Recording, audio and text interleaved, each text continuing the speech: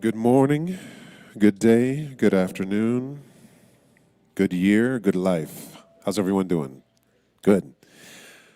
My name is Reverend Darrell Jones. My pronouns are he, him, they, and I am using they in particular this morning to show my connection to the non-binary transgender community. One of the beautiful takeaways, I'm sure that Reverend Linda and Amy have spoken, and anyone else that may have attended our international spiritual convention. So if you didn't know, Centers for Spiritual Living is a part of a larger organization that is primarily based in the US and in Canada, but we have international centers around the world.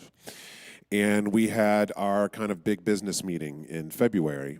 And one of my takeaways was this: in this world where we're trying to work together in a greater way, where we're trying to live synergistically, which I'll get into in a minute, there's this word called allyship that a lot of people profess that they are allies, and I was humbled to learn that I cannot call myself an ally. I cannot self-identify an ally to a group unless they say, I am the ally. Think about that for a minute. How righteous is that to say, oh, I'm an ally to those people, and none of them have ever said, yes, come on over here. So I say my pronouns are he, him, they, not to say and declare that I am an ally, but to let that community know that they have a friend and a safe place in me. Good morning. I am excited. I love the work of Byron Katie. If you are not familiar and you haven't been a part of the past few weeks of talks, then I highly suggest you do some review. And if you've never touched upon Byron Katie's work before, and this thing called The Work, her pivotal initial book, Loving What Is, it's a really powerful, powerful thing to get into. The book that was the feature this month, though, was called A Mind at Home with Itself. Now, we could just sit in that for a minute. A mind at home with itself. When was the last time you were at home? Think about that. Home. You were really chilling, shoes off, comfortable inside your own head.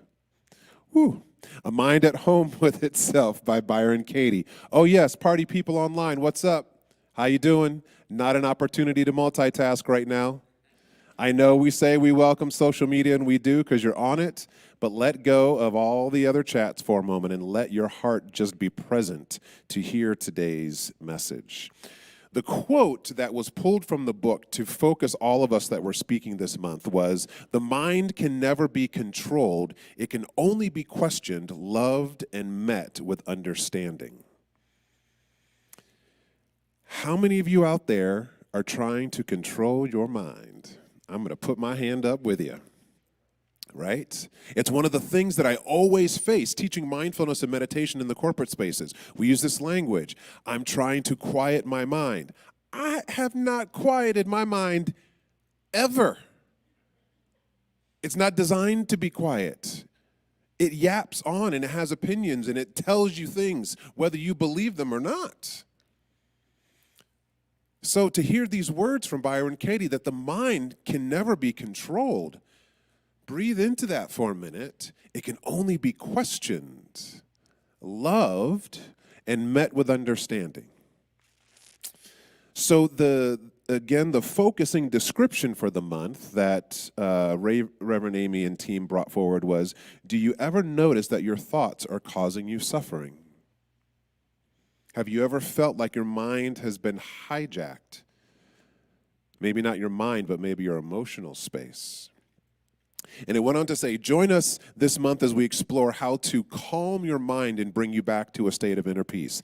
I'm going to amend that because those words are setting us up for failure in my mind.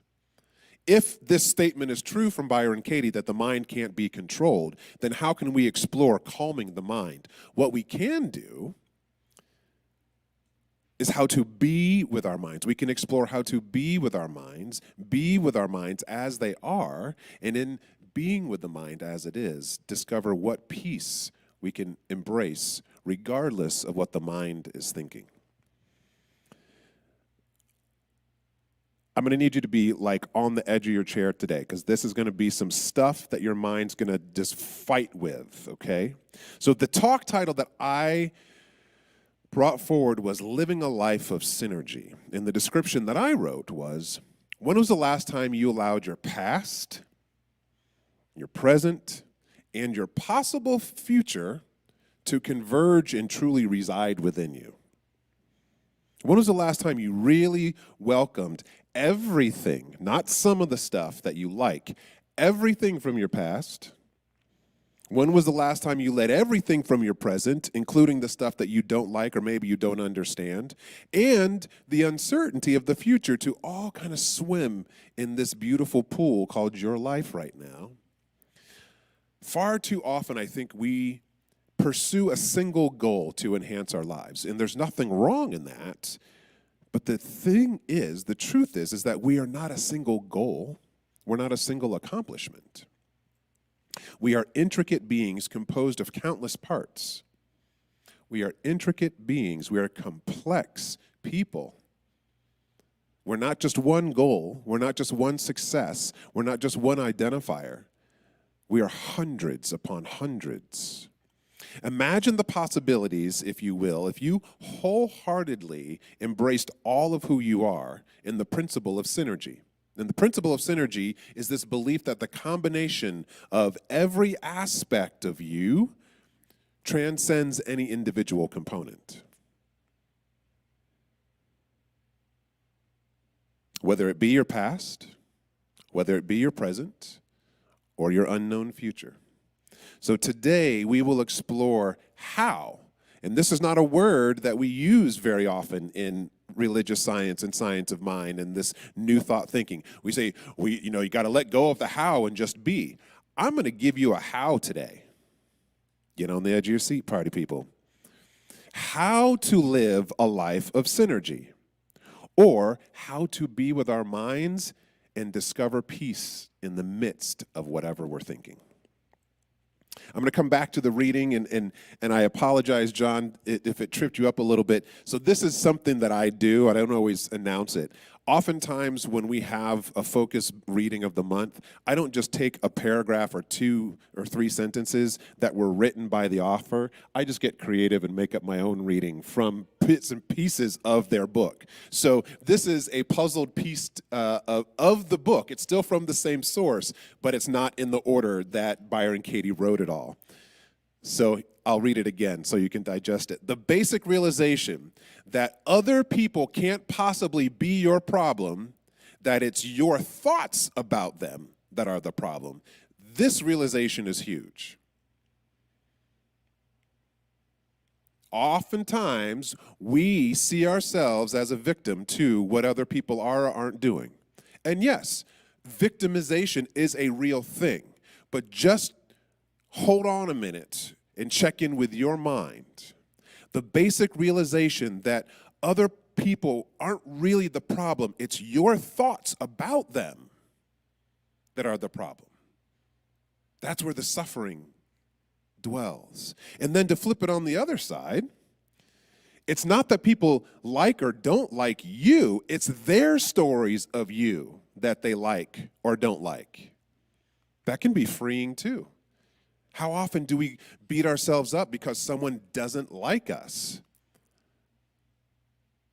It's their story about who you are that they don't like. It's not you. We're just doing the best that we can, being the people that we are, and we all walk around telling stories to one another. So Byron Katie goes on to say, I discovered that when I believed my thoughts, I suffered. Does it mean all of her thoughts? No. But when she didn't believe them, she didn't experience suffering. And so she says, freedom is as simple as that. I found that suffering is optional. Now, I'm here to tell you, it's not that simple. This is one of the fundamental challenges and the edges of growth that I find in this new thought teaching, is that intellectual understanding does not give you liberation from the habit of your living. Let me say that again. Intellect does not free you from the way that you live in and of itself. Amen. Do you feel that?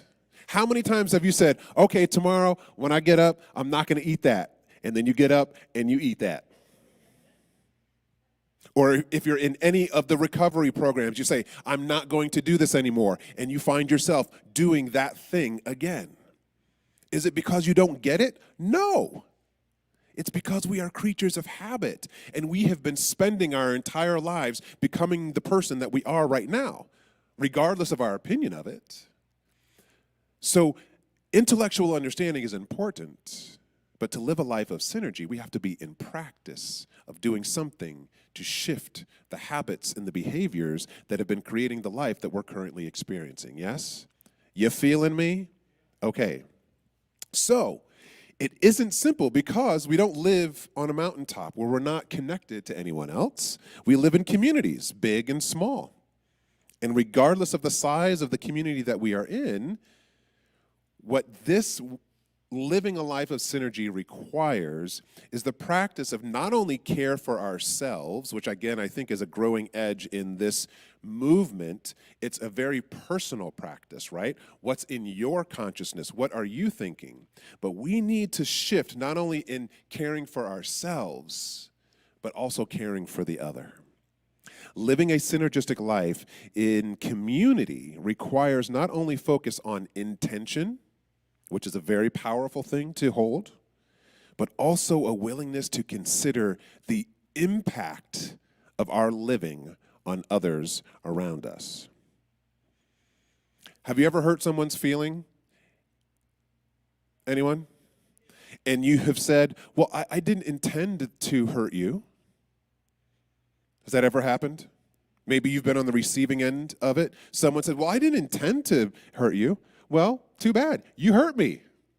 This is what I'm talking about. We have to not only be mindful of our intentions to live synergistically, of what's going on here, but we're walking around bumping into people all the time. So we must realize that there is an impact regardless of our intent.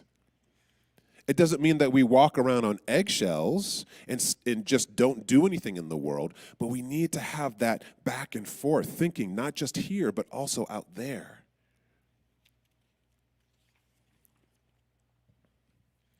Most of us are not living a life of synergy, and I will put my hand up.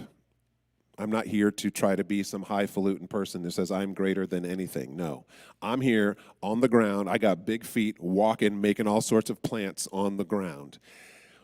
If we aren't living a life of synergy, then what are we living a life of? I'm going to pick an extreme word, but I hope it will illustrate. We're living a life of war.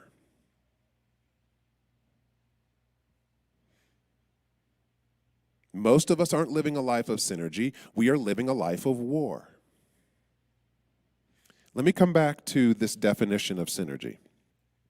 The interaction or cooperation of two or more organizations, substances, or other agents to produce a combined effect greater than the sum of their separate effects or their separate parts.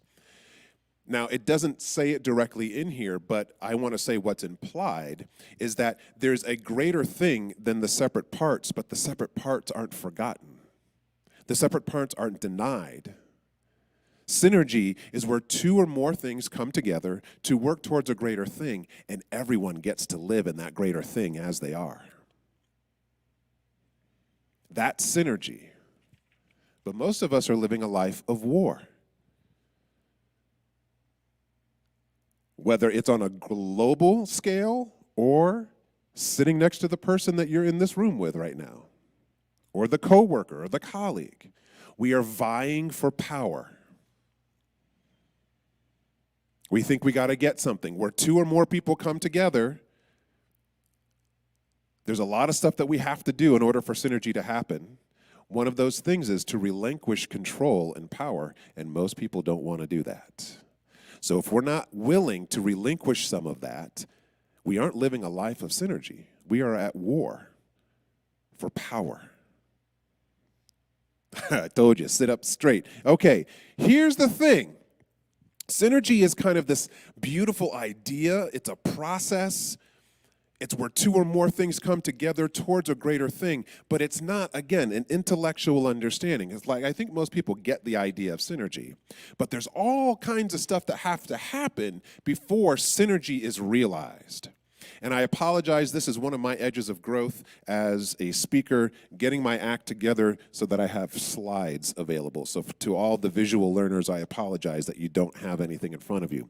But on my paper, I have 5 words with arrows pointing towards the other. And this is the process, I believe, that leads us up to living a life of synergy. The first is integration. So if we're living a life of synergy, there's integration that is required. Integration of the past, the present, and the future. All of the stuff has to converge. We're not here to forget anything and to push something down. We've got to integrate it all. We've got to bring it all in. And in order to do that, we have to, the word before that comes before integration is practice acceptance. We must accept what is. This is where we start getting into the Byron Katie work, loving what is, going through the questions. Before we can fully accept anything, we have to go through a process of reconciliation. Oh, dang. The vision I had for my life today is not what it is. You got to reconcile that before you can accept it and then integrate it and then step into a life of synergy. But before you even get to a point of reconciliation, you've got to come to some understanding. You have to understand what is. And maybe part of the understanding is that you don't understand what is. Take that one in. Understanding is not about having right or correct assimilation. Understanding is realizing that you know what you know and you know what you don't know. So when you have that understanding, then you can reconcile it. And as you reconcile it, you step into acceptance. And when you truly accept it, then you start to integrate that, and then you step into synergy. But the thing that starts this whole wheel of living a life of synergy is awareness. If you aren't aware of what you know and what you don't know, if you aren't aware that your intentions and your actions are impacting people, then how can we live a synergistic life? So first we start with awareness, we move into understanding, step into reconciliation, we accept things, then we can integrate it, and then we move into the room of synergy. But this is not a perfect linear, it's more of a spiral. And you can wake up one morning in the space of acceptance, and then something happens called the habits of our body and of our minds and of the way we live, and we may find ourselves waking up the next day out of awareness once again, and we have to start the process over. This is why this idea of the turnaround in the work of Byron Katie is so powerful. It is not linear. If you don't know, there's these 4 questions. You ask yourself in terms of a thought that you're having about yourself or about another, is it true? So, this person is annoying. Is it true? They're driving me crazy. They make me want to drink. Is it true? Well, yeah, that's your experience. But is it that person that is driving you crazy?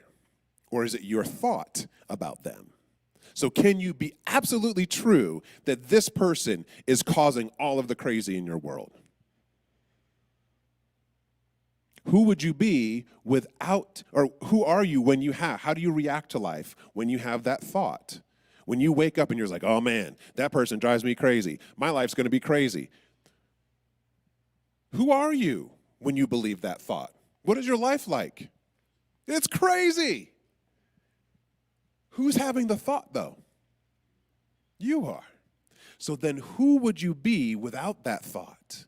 What if you woke up and you just let that person be whatever crazy they are, whatever judgment you have on them, but you're just like, they're over here, I'm going to try doing some of my own thing over here today.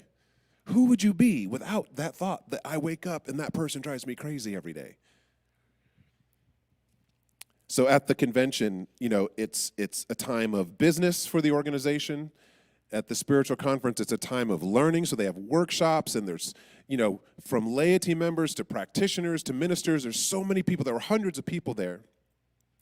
But one of my favorite aspects of it is that being national, international organization is there's tons of colleagues that live around the world in the country I only get to see once or twice a year. So you go through, you start at 8 o'clock in the morning with meditations and then just like meeting, lunch, meeting, dinner, meeting, and then you stay up and you get social. And so that's one of my favorite times is when you get a little silly, you clown a little bit, but it's still these deep conversations. So one night we were up, and there might have been a couple of drinks involved.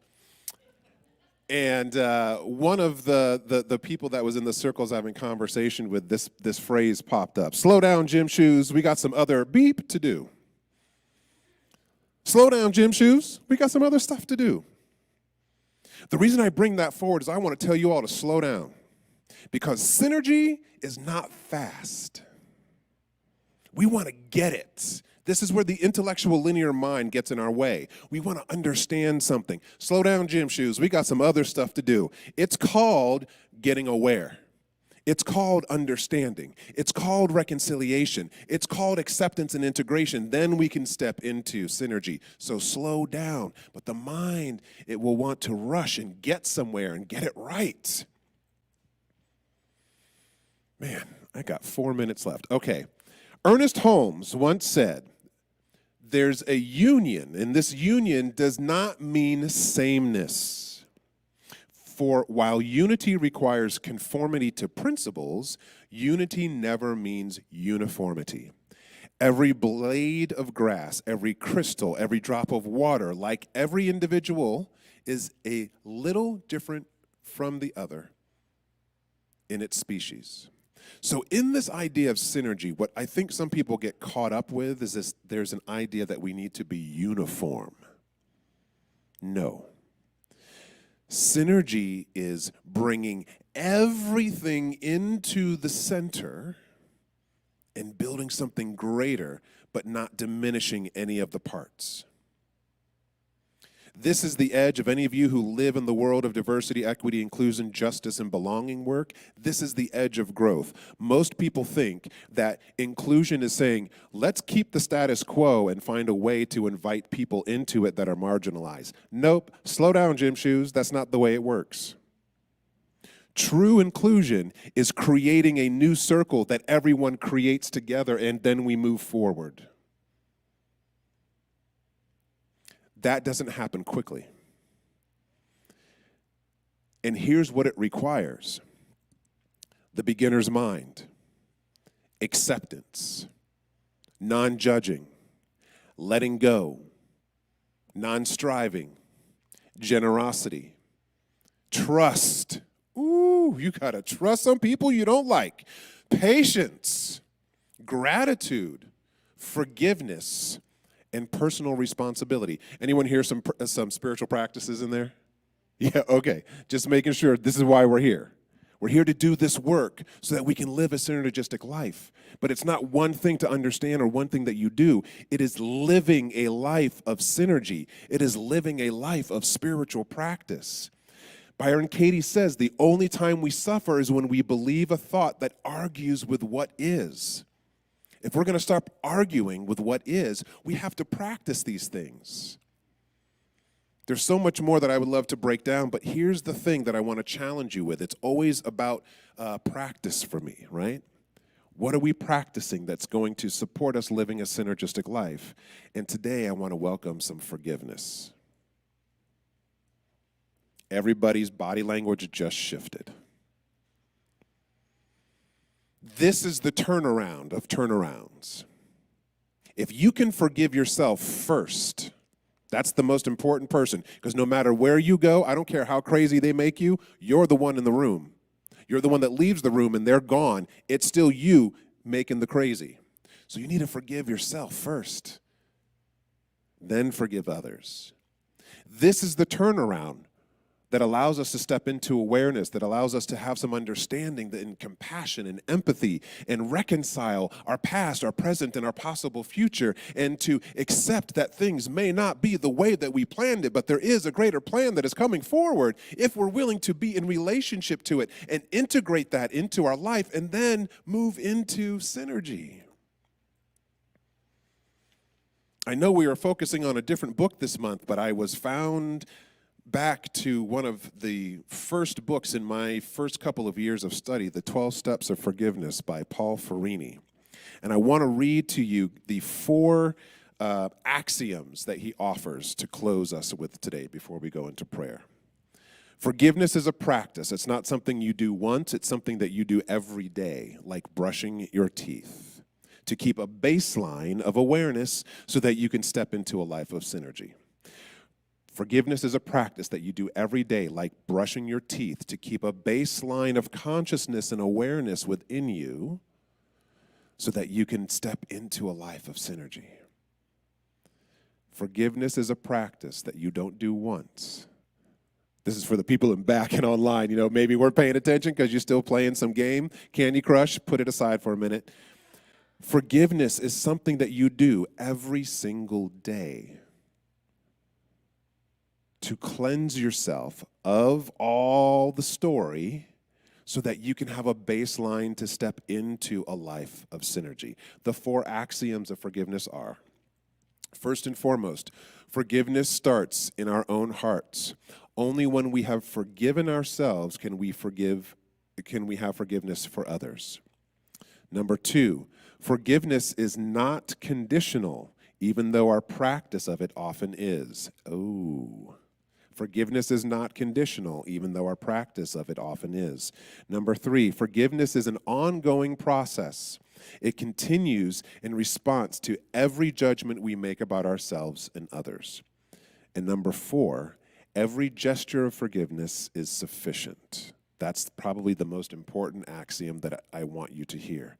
Every gesture of forgiveness is sufficient and moves you forward into this process of awareness and understanding and reconciliation and acceptance and integration and into a life of synergy. So let's practice some forgiveness right now as we bring our talk to a close. Take a deep breath in and bring a hand up to your heart.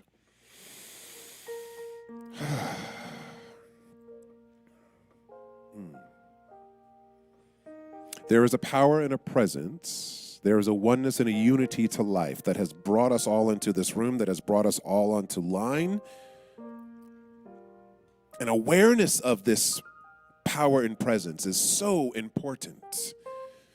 To recognize that we are all individual parts of a greater whole, and our individuality is not lost by this greater whole.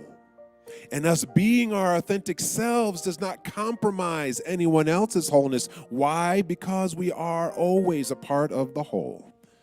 So if we deny any part of ourselves, we are denying God. If we deny any part of another person, even if we don't understand them on some level, we are denying God's presence. So may we come into an awareness that there is one life, one power, one presence that is whole and complete, that needs no explanation. It just is. This is my life and your life now. We are one with it. And from that place of oneness, what I speak in intention and a word around is forgiveness. May we forgive ourselves in all the ways that we try to push some aspect of ourselves out of the circle of wholeness. May we forgive ourselves for all the past things that we've done, all the past things that we didn't do. May we forgive ourselves for not being at the point in life that we thought we should be at today. And may we even forgive ourselves into the future for all the fears, worries, doubts, and considerations. What I know is that right here and right now, we integrate, we accept, we reconcile it all. We understand. We move into an awareness through the practice of forgiveness. A willingness to let go and let God be God in this moment as our lives.